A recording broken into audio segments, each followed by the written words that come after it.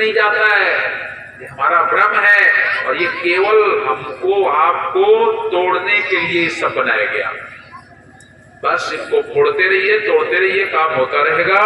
तो साहब कबीर कह रहे हैं स्वतः प्रकाशकम रूपानादि तस् वेदम न जानात विदिश्य हरिहर।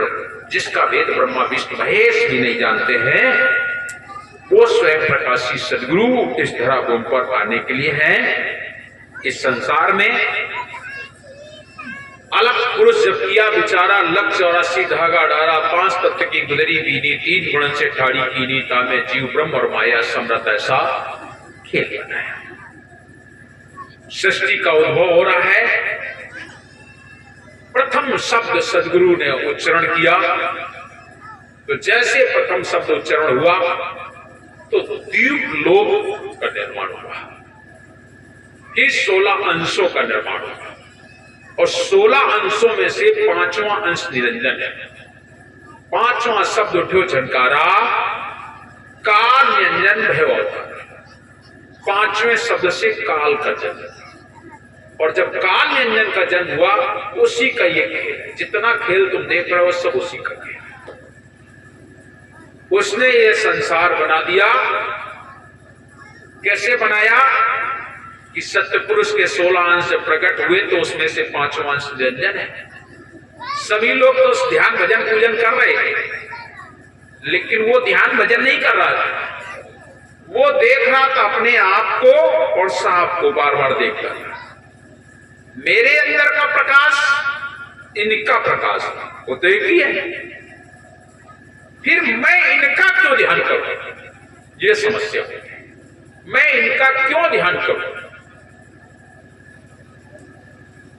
अंत में उसके मन में यह भाव आ गया कि मुझे अलग हो जाना चाहिए, और अलग होने के लिए कोई वस्तु नहीं है जो अलग हो जाए।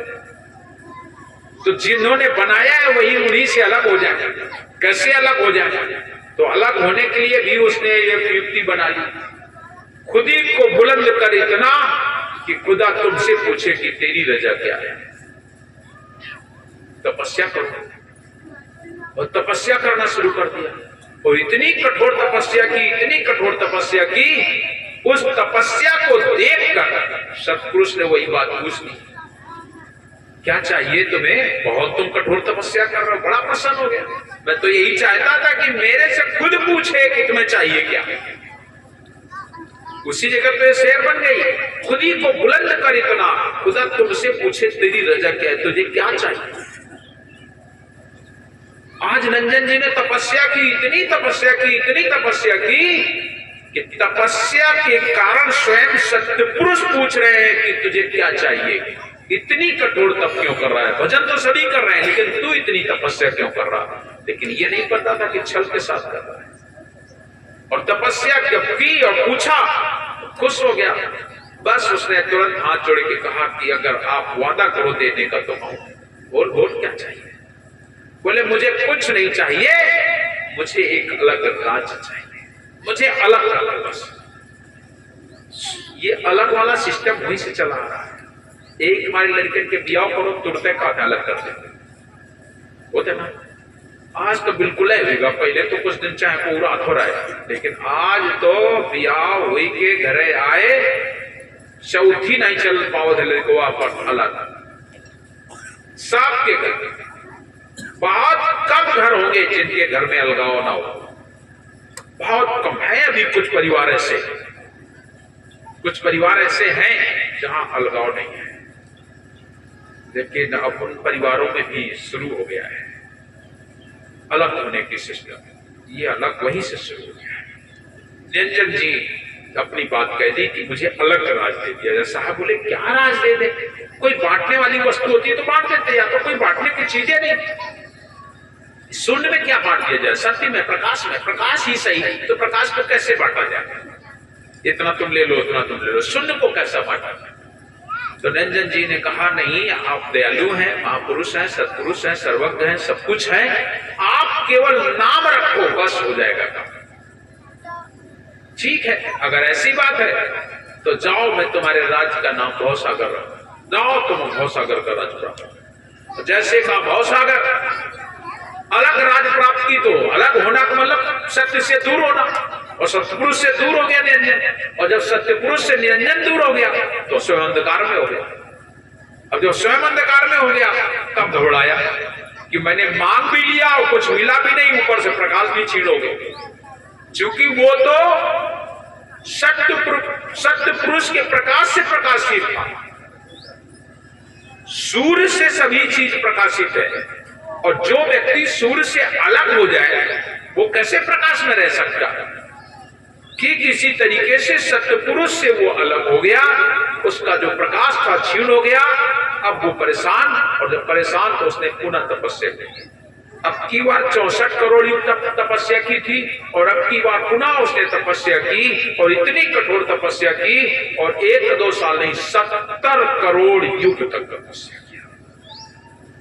और जब 70 करोड़ युग बीत गए तो साहब बोले ये पहली बार भी मांगा था, ये फिर कुछ ना कुछ मांगेगा। इतनी कठोर तपस्या का मतलब है ये कुछ मांगेगा, इसलिए मैं नहीं जाता। सत्पुरुष ने कहा ज्ञानी तुम जाओ और जाकर से पूछो आप क्या चाहिए। जाकर के फिर तपस्या पहुंचे और जाकर के हाथ जोड़ के निवेदन किया, आप क्या चाहिए? साहब दयालु है, आप मांग लीजिए। जैसे कहा साहब दयालु है, आप मांग लीजिए। बड़ा खुश हो गया, हाथ जोड़ के बोला कुछ नहीं चाहिए, अलग तो दे दिया, राज तो अलग मिल गया, लेकिन खेत और बीज ये भी तो दे दो जिससे खेती हम करने लगे, ये भव सागर की रचना करने लगे। साहब बोले इसने तो सब कुछ मांग लिया, जाओ निरंजन, खेत रूपी हत्या महामाया और बीज रूप जीव मैं तुझे देता हूं, लेकिन संभाल के रखना। जी षष्ठी का जो सामान है वो कूर्म जी तुम्हारे बड़े भैया उनके पास, और उनसे हाथ जोड़ के तू मांग ले। ठीक, खुश हो गया, वहां से आया, और जब आया तो सदगुरु ने अपने करकमलों से एक कन्या प्रकट की जिसका नाम अष्टमी रखा, जिसे आदि शक्ति भी कहते हैं, जिसे दुर्गा भी कहते हैं, तमाम उनके नाम पड़ गए। वो आदि शक्ति का प्रकट किया अष्टंगी को, और जब अष्टंगी को प्रकट किया तो माता अष्टंगी हाथ जोड़ के बोली आपने मुझे क्यों तैयार किया, मुझे क्यों बनाया? साहब बोले मैंने तुझे बनाया है निरंजन जी के लिए, तुम जाओ निरंजन जी के पास। माता अष्टंगी बोली मैं जाऊंगी, लेकिन अगर कोई समस्या हुई तो बोले अगर कोई समस्या हो तो तुरंत तुम मुझे याद करना, मैं तुम्हारी समस्याओं का निदान करूंगा। आप लोग अपनी बेटी को जब देते हो ससुराल तो दिलासा भी दे के भेजते हो ना, चिंता ना करो, चौथे दिन आ रहे हैं, कोनो बात हो तो बता दो, फोन से तुरंत बोलते हो। और अगर लड़की को वहां कोई समस्या होती है तो आप लोग जाते हो कि नहीं? तुरंत जाते हो। ठीक इसी तरीके से सत्पुरुष अपने कन्या को हत्या महामाया को निरंजन जी के पास भेज रहे हैं और समझा के भेज रहे हैं कि तुम्हें अगर कोई समस्या हो तो तुरंत मुझे याद करना, मैं तुरंत तुम्हारी तकलीफ को याद दूर करूंगा। इधर से हत्या महामाया चली, इतना सुंदर स्वरूप, श्वेत रूप, पर काया, बढ़िया चमकता जंजलाता शरीर, चूंकि विश्व मोहिनी है। जैसे चली तो निरंजन तो अंधकार में था, अज्ञानता में था, देखा तो चकाचौंध हो गया, और इतना चकाचौंध हुआ, इतना चकाचौंध हुआ कि जैसे जैसे माता हत्या गई सब कुछ भूलता गया, बस एक तक उनको निहारा, और इतना सुंदर स्वरूप, इतना सुंदर स्वरूप, और उनको उठा के ले लिया। जैसे ही लीन गया वैसे ही हत्या महामाया ने सत्य पुरुष को याद किया, हे सत्पुरुष बचाओ, इस दुष्ट को दंड दिया जाए, ये मुझे निगल गया। उस समय सदगुरु कबीर वहां सुनने के लिए कुछ करना नहीं पड़ता है, केवल अंतर आत्मा में बात आई वो सुन लेता है। तन की जाने, मन की जाने, गट की जाने चोरी, बस आज से काज को जाके हाथ में जैसे याद किया वैसे स्वयं सत्पुरुष आए और उसके लीलाट पर एक योग डट, योग दंड का मतलब लाठी डंडा नहीं होता है। शब्द जैसे योग, शब्द का योग हुआ, जैसे शब्द का योग हुआ वैसे अत्या महामाया को निकाल के बाहर कर दिया। और जैसे अत्या महामाया निकल के बाहर हुई, कांपने लगी, डर के मारे भयभीत की कि इसके साथ मुझे भेजा गया और ये तो मुझे निकल गया। दूर खड़ी और उधर निरंजन जी चिंता करने लगे, अरे मैंने तो गलती किया है, तो मेरे लिए भेजी गई थी और मैं ही से निकल गया। तब प्रेम से दृष्टि मिलान करता और कहता, अरे अत्या तू मेरे लिए भेजी गई थी, मैंने तेरे को लील गया और गलती हो गई, आ तू मेरे पास। जैसे कहा आ तू मेरे पास, अरे हम तुम दोनों मिलकर सृष्टि की रचना करेंगे, आ मेरे पास। जैसे कहा हम तुम दोनों मिलकर सृष्टि की रचना करेंगे, तो अत्या महामाया कहती है, तुम्हें शर्म नहीं आ रही है? ये कहते तुम्हें शर्म नहीं लगती? तुम मेरे से करो आओ मेरे पास, मैं सृष्टि की रचना करूंगा। अगर तुमने मेरे ऊपर गलत दृष्टि डाली तो तुम्हें पाप लगेगा, पाप। निरंजन जी बोला, ये पाप पुण्य की बातें धरो एक तरफ, ये राज मेरा है और तुम अगर मेरे पास आओगी तो मैं तुम्हें इस राज्य की मालकिन बनाऊंगा, महारानी बनाऊंगा, आओ मेरे पास।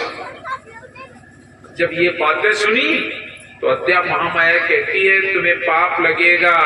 तो निरंजन बोला, उसकी चिंता मत करो, राज हमारी है और पाप पुण्य के हम हैं करता, और पाप पुण्य से हम नहीं डरता, और पाप पुण्य हम ही से होई, और लेखा हमारी है कोई। पाप पुण्य हम करब पसारा, जो पर जैसो होए हमारा। हम ही पाप पुण्य के करने वाले हैं, पाप पुण्य का फैलाव भी हम ही करेंगे, हम ही से पाप होगा, हम ही से पुण्य होगा, दोनों का करता धरता मैं हूं। मैं सिरजाऊं, मैं मारूं, मैं जा रहा हूं, मैं खाऊं। मैं सिरजाऊं, मैं मारूं, मैं जा रहा हूं, मैं खाऊं, और जल थल में मैं रमा मोर निरंजन नाम। मेरा नाम निरंजन है, तुम चिंता मत करो, सब कुछ करने वाला मैं हूं। और तुम अगर मेरे साथ होगे तो मैं तुम्हें संसार की मालकिन बनाऊंगा। आज माता अष्टंगी के बात समझ में आई और आज निरंजन जी के साथ आकर के सिखा लिया। आइए एक भजन सुन लेते हैं, इसके बाद में फिर थोड़ी देर और साहब की कथा को सुन कराते हैं। साहेब बंदगी साहेब।